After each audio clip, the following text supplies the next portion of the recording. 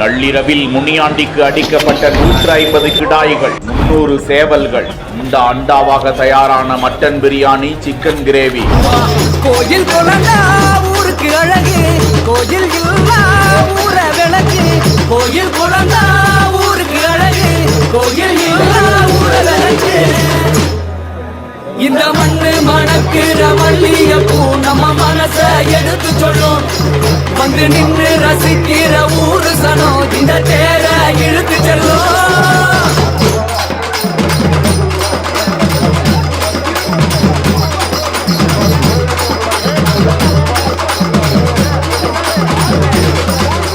சுட பரிமாற முனியாண்டி பிரசாதத்தை வயிறு முட்ட அடித்த ஆயிரக்கணக்கான பக்தர்கள். வணக்கம். வடக்கும்பட்டியை பொறுத்தளவு முனியாண்டி கோயில் வந்துட்டு ரொம்ப ஃபேமஸ். இங்க மட்டும் இல்ல, இந்த ஊருக்காரவங்க நிறைய ஊர்ல நிறைய இடத்துல ஹோட்டல்ஸ் வச்சிருக்காங்க, முனியாண்டி விலாஸ்ன்னு சொல்லிட்டு. அவங்க எல்லாரும் சேர்ந்து இந்த ஒரு 3 நாளைக்கு அன்னதான பூஜை மாதிரி ஒன்று நடத்துவாங்க.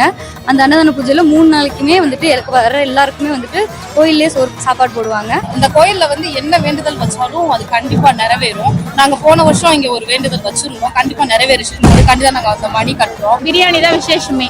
எந்த கோயிலுமே பிரியாணி பிரசாதமா தரமாட்டாங்க, இந்த கோயில மட்டும்தான் பிரியாணி பிரசாதமா தருவாங்க. மதுரை திருமங்கலம் அருகே உள்ள வடக்கம்பட்டி கிராமத்தில் பிரசித்தி பெற்ற ஸ்ரீ முனியாண்டி சுவாமி திருக்கோவில் அமைந்திருக்கிறது. ஆண்டுதோறும் தை மாதம் 2வது வெள்ளிக்கிழமை 2 சமுதாயத்தினர் இப்படி பிரியாணி பெருந்திருவிழாவை வெகு விமர்சையாக நடத்துகிறார்கள். 90வது ஆண்டாக நடைபெறும் இந்த விழாவிற்கு அந்த பக்தர்கள் ஒரு வாரம் காப்பு கட்டி விரதம் இருந்து வெள்ளிக்கிழமை காலை பால்குடம் எடுத்து வந்து சுவாமிக்கு அபிஷேகம் செய்து சிறப்பு பூஜைகளை செய்து வழிபடுகின்றனர். வேண்டியது நிறைவேறும் என்பதால் தமிழகம், ஆந்திரா, கேரளா உள்ளிட்ட பல இடங்களில் ஹோட்டல் நிறுவனங்களை நடத்தி வரும் ஸ்ரீ முனியாண்டி விலாஸ் ஹோட்டல் உள்ளிட்ட வெளியூர் மக்களும் ஏராளமானோர் கலந்து கொண்டு முனியாண்டி சாமிக்கு சுமார் 150 கிடாய்களை வழங்க, 300க்கும் மேற்பட்ட சேவல்களையும் வழங்க, முனிய சுவாமிக்கு பலியிடப்பட்டு 2500 கிலோ கறியில் அண்டாவாக நள்ளிரவில் பிரியாணி செய்யப்பட்டு பக்தர்களுக்கு சுட சுட பரிமாறப்பட்ட காட்சியை தான் பார்த்து கொண்டிருக்கிறோம்.